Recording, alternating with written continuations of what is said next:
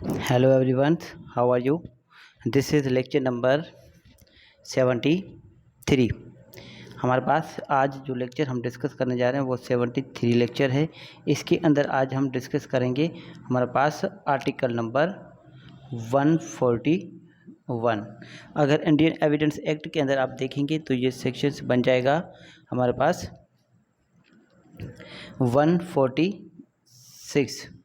146 Indian evidence act के अंदर। ठीक है, तो आइए इसकी बेरेटिंग कर लेते हैं। क्वेश्चंस लॉफुल इन क्रॉस एग्जामिनेशंस, मतलब कौन से सवालात जो लॉफुल होते हैं, कानूनी होते हैं क्रॉस एग्जामिनेशन के अंदर।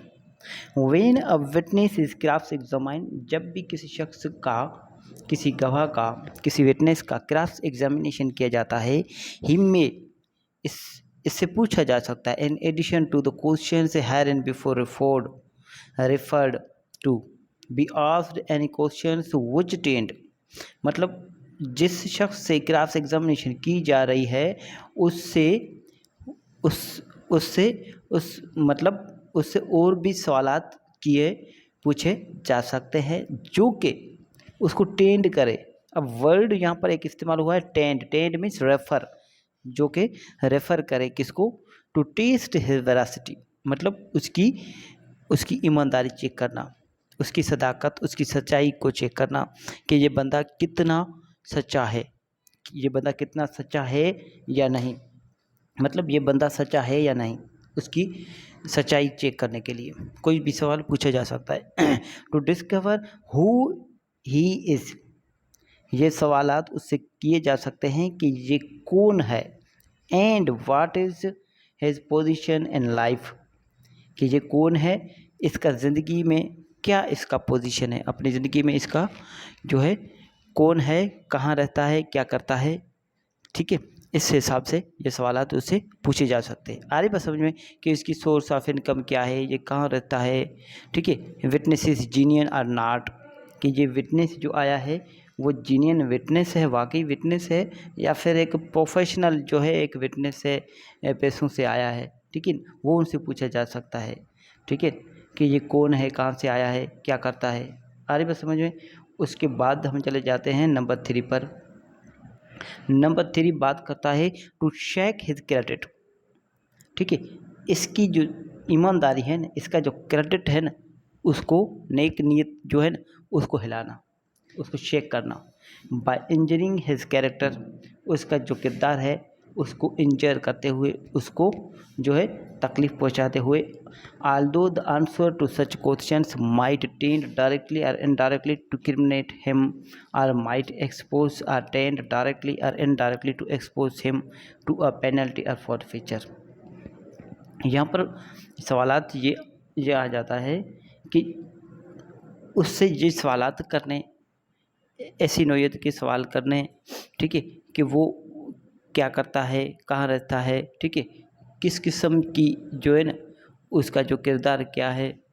ठीक है, उससे ऐसे सवालात किए जा सकते हैं जिससे उसकी किरदार की उससे उस पर जो है ना उसका जो किरदार है ना उसकी बात आ जाए कि उसका अपनी लाइफ में क्या किरदार है। फिर चाहे उस जो सवालात हैं उस सवालात से इसको बराह रास्त जो है एक्सपोज किया जाए, मतलब बेनिकाब, वो भले बेनिकाब हो जाए, या फिर उसकी जो प्रॉपर्टी है कोई किस्म की वो उसको जो है ना वो उसकी फॉरफीचर हो जाए।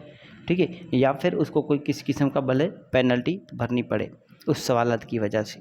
मतलब ये सवालात, ये आर्टिकल हमारे पास बात करता है कि कौन से सवालात किसी शख्स से पूछे जा सकते हैं, जो कि गवाह है उस गवाह से एडिशन में कौन से सवालात पूछे जा सकते हैं। एक तो फैक्ट्स इन इशू और रेलिवेंट फैक्ट्स से आपने सवाल करने हैं, मगर एडिशन में आप कौन कौन से सवाल कर सकते हैं, ये सवाल सब आप कर सकते हैं अगर आपको जो आपके पास रीज़नेबल ग्राउंड्स होते हैं तो आप ये सब सवालात कर सकते हैं। यहाँ तक बात क्लियर है।